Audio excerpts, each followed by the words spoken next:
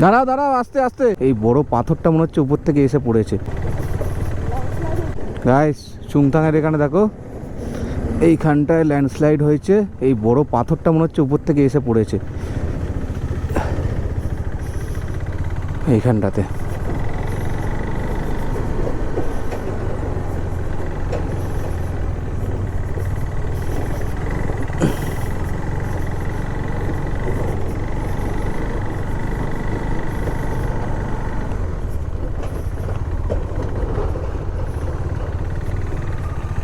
দাঁড়াও দাঁড়াও, আস্তে আস্তে।